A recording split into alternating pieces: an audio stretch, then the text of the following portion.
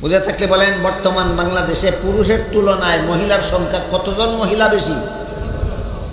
সব পুরুষের কাছে একটা করে মহিলা দিলে সব বেটায় একটা করে বউ পায়, কিন্তু 13 লক্ষ মহিলা জামাই পাওয়ার বাকি থাকে। এটা বাংলাদেশের একটা জাতীয় সমস্যা, বাংলাদেশের একটা জাতীয় সমস্যা। আল্লাহ পাক রব্বুল আলামিন 1400 বছর পূর্বে কুরআনে তার অগ্রিম সমাধান দিয়ে বলছেন, ফানকিহু মা তাবা লাকুম মিনান নিসাই মাসনা ওয়া সুলাসা ওয়া রুবা। পুরুষ প্রয়োজনে 2 বউ রাখতে পারে, 3 বউ রাখতে পারে, 4 বউ রাখতে পারে। কাজে তোমরা যারা যারা একটা করে বউ পাইছো, তোমরা অনেকের দরকার পড়বে 2 বউ ছাড়া সংসার চলে না, তুমি গিয়ে 2 বিয়া করো। আরেকজনের দরকার পড়বে 3 বউ ছাড়া সংসার চলে না, তুমি গিয়ে 3 বিয়া করো। আরেকজনের দরকার পড়বে 4 বউ ছাড়া সংসার চলে না, তুমি গিয়ে 4 বিয়া করো। তখন ওই 13 লক্ষ মহিলা ও স্বামী হওয়ার ব্যবস্থা হইল। সমস্যা বাংলাদেশের সমাধান পুরানো 1300-1400 বছর আগে অগ্রিম সমাধান দেওয়া। কেমন সমাধান দেওয়া? উদাহরণের দ্বারা কি আমরা বুঝতে পারলাম ইসলামের বিধিবিধান সর্বযুগের সর্বলোকের সব সমস্যার সমাধান। এরপরও যদি কেউ ইসলামের বিধিবিধান পছন্দ হয় না, আসেনি এমন মানুষ, আসেনি এমন মুসলমান আসেনি বাংলাদেশ, ইসলামের বিধিবিধান পছন্দ হয় না। দুনিয়াতেও এদের ভোগান্তির শেষ হবে না, আখেরাতেও এদের ভোগান্তির শেষ হবে না। যে কোনো মতবাদ গ্রহণ করুক সমস্যার সমাধান পাবে না, যে কোনো মতবাদ গ্রহণ করুক সমস্যার সমাধান পাবে না।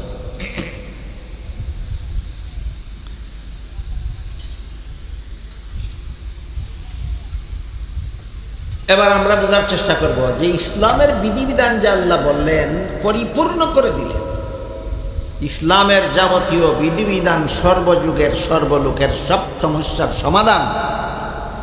এই বিধিবিধানগুলি কত প্রকার ও কি কি? এই 2টা প্রশ্নের জবাব দিয়ে আমার কথা শেষ করব। কোন দেশ যদি ইসলামী আইনে শাসন হয়, যেটাকে ইসলামী রাষ্ট্র বলা হয়, কোন দেশ যদি ইসলামী আইনে শাসন হয়, এই দেশটাকে কি রাষ্ট্র কয়? ইসলামী রাষ্ট্র। এই ইসলামী রাষ্ট্রের কোন নাগরিক যদি হিন্দু হয়, ইসলামী রাষ্ট্রের কোন নাগরিক যদি হিন্দু হয়, নাগরিকটা হিন্দু কিন্তু রাষ্ট্র চলবে কোন আইনে? ইসলামী। এবার হিন্দু ধর্ম কেমনে পালন করবো? রাষ্ট্র তো ইসলামী আইনে চলে। প্রশ্ন বুঝলেন কিনা? সমস্যা ধরছে নি। অমুসলমান নাগরিক মুসলমানের ওই দেশে, যে দেশটা ইসলামী আইনে শাসন হয়, এই দেশে অমুসলিম নাগরিকে তার ধর্ম কেমনে পালন করবে? এই সমস্যার সমাধানই সূরাতুল বাকারার 256 নম্বর আয়াতে আল্লাহ দিয়েছেন, লা ইকরাহা ফিদ্দীন। ইসলামী আইনে যদি দেশ শাসন হয়, তাহলে সব ধর্মাবলম্বীরা যার যার ধর্ম পালনের পূর্ণ স্বাধীনতা পায়। দেশ যদি ইসলামী আইনে শাসন হয়, তাহলে সমস্ত ধর্মাবলম্বী যার যার ধর্ম পালনের পূর্ণ স্বাধীনতা পায়। মন্দির ভাঙতে যাবে না কোনো মুসলমান, ইসলামী আইনে নিষিদ্ধ। পূজার সময় মন্দির পাহারা দিতে হবে না কোনো মুসলমানের, কারণ ভাঙতে যাবে না কেউ, পাহারা দেওয়ার দরকারই নাই। বুঝে থাকে বলেন ইসলামী আইনে দেশ শাসন হইলে হিন্দুরা পূজা করতে পারবে না, না পূজার পূর্ণ স্বাধীনতা পাবে? এটা কি ইসলামের বিধানে হিন্দু ধর্মের সমস্যার সমাধান হয়েছে না? ইসলামের বিধানে হিন্দু ধর্মের সমস্যার সমাধান হয়েছে। হাদিস শরীফে রাসূল করিম সাল্লাল্লাহু আলাইহি ওয়াসাল্লাম বলেন, মুসলমানেরা তোমাদেরকে ছাগলের গোশত খাইতে যেমন বাধা দেওয়ার অধিকার কারো নাই, অমুসলমানদেরকে শুয়োরের গোশত খাইতে বাধা দেওয়ার অধিকার কারো নাই।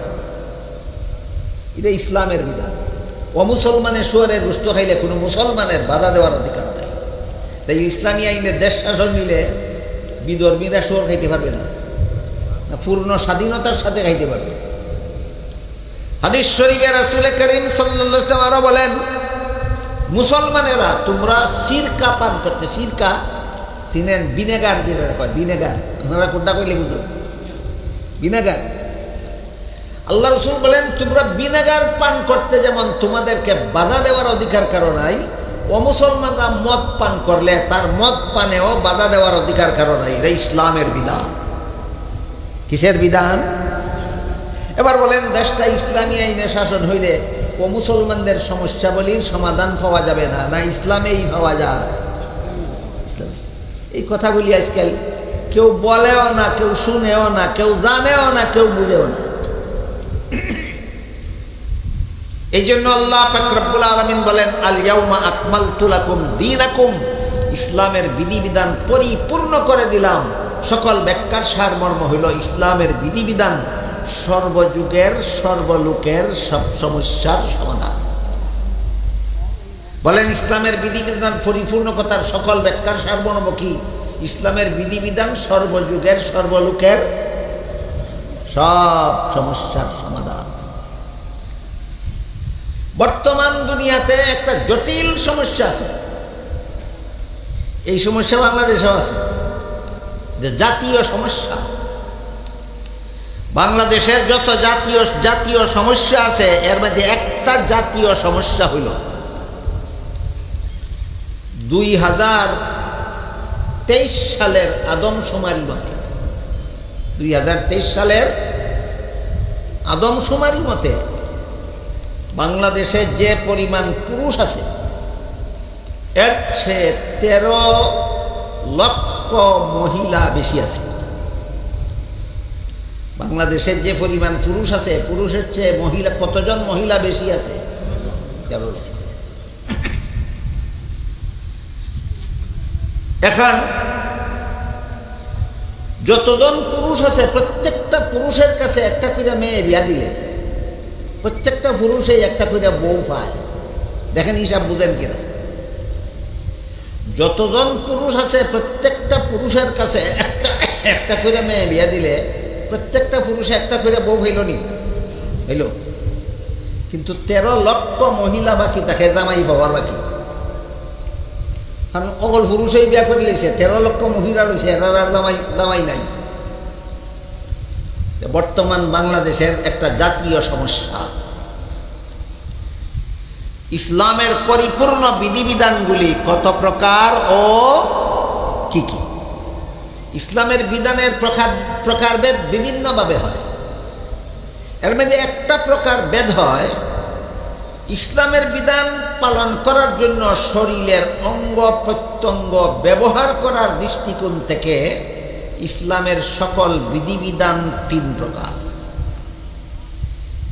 শরীরের 3 ধরনের অঙ্গের দ্বারা ইসলামের সব বিধান পালন করতে হয়।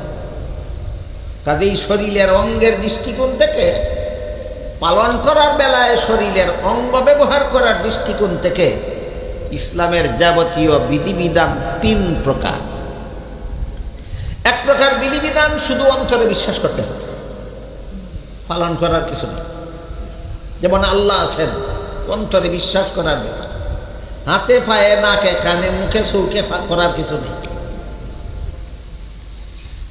আল্লাহ একজন, এটা অন্তরে বিশ্বাস করতে হয়। আল্লাহ লা শরীক, এটা অন্তরে বিশ্বাস করতে হয়, পালন করার কিছু নাই।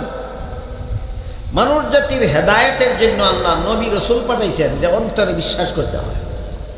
তাদের মধ্যে প্রথম নবী ছিলেন হযরত আদম আলাইহিস সালাম, অন্তরে বিশ্বাস করতে হয়। সর্বশেষ নবী হলেন মুহাম্মদুর রাসূলুল্লাহ সাল্লাল্লাহু আলাইহি ওয়াসাল্লাম, অন্তরে বিশ্বাস করতে হয়। আল্লাহ মুহাম্মদুর রাসূলুল্লাহ সাল্লাল্লাহু আলাইহি ওয়াসাল্লামকে সৃষ্টির শ্রেষ্ঠ মর্যাদা দান করেছেন। কি পরিমাণ মর্যাদা! 2 শব্দ মনে রাখলেই হয়। আল্লাহ সর্বশেষ নবীকে সৃষ্টির শ্রেষ্ঠ মর্যাদা দান, অন্তরে বিশ্বাস করতে হয়। এই গেল ইসলামের এক প্রকার বিধিবিধান, যেগুলি অন্তরে বিশ্বাস করতে হয়। আমল করার কিছু নাই, পালন করার কিছু নাই। শরীরের অঙ্গ প্রত্যঙ্গ ব্যবহার করতে হয় না, শুধু অন্তরে বিশ্বাস করতে হয়। এই সমস্ত বিধিবিধানের নাম হইল ঈমান আকীদা। ইসলামের যে সমস্ত বিধিবিধান শুধুমাত্র অন্তরে বিশ্বাস করতে হয়, এগুলির নাম ঈমান আকীদা। এই ঈমান আকীদার ব্যাখ্যা আছে অনেক। যে সমস্ত বিধান বিশ্বাস করলে ঈমানদার তাকে, বিশ্বাস না করলে কাফির হইয়া যায়, এই সমস্ত বিশ্বাসকে ঈমান বলা হয়। আর যে সমস্ত বিশ্বাস করার ব্যাপার, বিশ্বাস করলে খাঁটি মুসলমান আর বিশ্বাস না করলে কাফির হয় না, কিন্তু মুসলমান বেজাল মুসলমান হইয়া যায়, এই সমস্ত বিশ্বাসের নাম আকীদা। ঈমানে আর আকীদা একটু পার্থক্য আছে। বিশ্বাস করার ব্যাপারগুলি দুই প্রকার। এক প্রকার আছে এটা বিশ্বাস করলে তুমি ঈমানদার, না করলে কাফির। যেমন আল্লাহ আছেন, বিশ্বাস করলে ঈমানদার, না করলে কাফির। মুহাম্মদুর রাসূলুল্লাহ সাল্লাল্লাহু আলাইহি ওয়াসাল্লামকে আল্লাহ শেষ নবী বানাইছেন, তুমি বিশ্বাস করলে ঈমানদার, বিশ্বাস না করলে কাফির। কি বলেন আপনারা? কেউ যদি কয় আমি মুহাম্মদুর রাসূলুল্লাহর শেষ নবী বিশ্বাস করি, ঈমানদার তাকে, না কাফির হইয়া যায়। যে সমস্ত বিশ্বাস করলে ঈমানদার তাকে, নাইলে কাফির হইয়া যায়, এই সমস্ত বিশ্বাসের নাম ঈমান, সমস্ত বিশ্বাসের নাম ঈমান। এইগুলি সর্বমোট 6টা, সর্বমোট 6টা। 1 নম্বর আল্লাহ বিশ্বাস, 2 নম্বর ফেরেশতা বিশ্বাস, 3 নম্বর কোরআন বিশ্বাস, 4 নম্বর নবী রাসূল বিশ্বাস, 5 নম্বর তাকদীর, 6 নম্বর আখিরাত। কটা হইল? 6টা। কেউ যদি বলে আমি আল্লাহ বিশ্বাস করি না, সে কাফির হয়ে যায়। কেউ যদি বলে আমি ফেরেশতা বিশ্বাস করি না, তাইলে সে কাফির হইয়া যায়। কেউ যদি বলে আমি কোরআন বিশ্বাস করি না, তাইলে মুমিন তাকে, না কাফির হইয়া যায়। কেউ যদি বলে আমি নবী রাসূল বিশ্বাস করি না, কাফির হয়ে যায়। কেউ যদি বলে আমি তাকদীর বিশ্বাস করি না, কাফির। কেউ যদি বলে আমি পরকাল বিশ্বাস করি না, তাহলে এই 6টা বিশ্বাসের নাম হইল ঈমান। করলে মুমিন তাকে, না করলে কাফির হইয়া যায়। এইগুলির এই বিশ্বাস, এই 6টা জিনিসের বিশ্বাসের নাম হইল ঈমান। কিন্তু এই 6টার প্রত্যেকটার ব্যাখ্যা আছে। কিছু ব্যাখ্যা আছে শুদ্ধ, আর কিছু ব্যাখ্যা আছে মূল। যে 6 কথা বিশ্বাস করলে আমি ঈমানদার হই, এই 6 কথার প্রথম কথা হইল আমানতু বিল্লাহ, আমি আল্লাহকে বিশ্বাস করলাম। যে 6 কথা বিশ্বাসের নাম ঈমান, এই 6 কথার প্রথম কথা কি? আমি আল্লাহকে বিশ্বাস করলাম। কিন্তু আপনি যে আল্লাহ বিশ্বাস করলেন, আল্লাহর ব্যাপারে কিন্তু কিছু ব্যাখ্যা আছে সহিহ, আর কিছু ব্যাখ্যা আছে ভুল। আপনি যদি সহিহ ব্যাখ্যা মতো আল্লাহ বিশ্বাস করেন, আপনি যদি শুদ্ধ ব্যাখ্যা মতো ফেরেশতা বিশ্বাস করেন,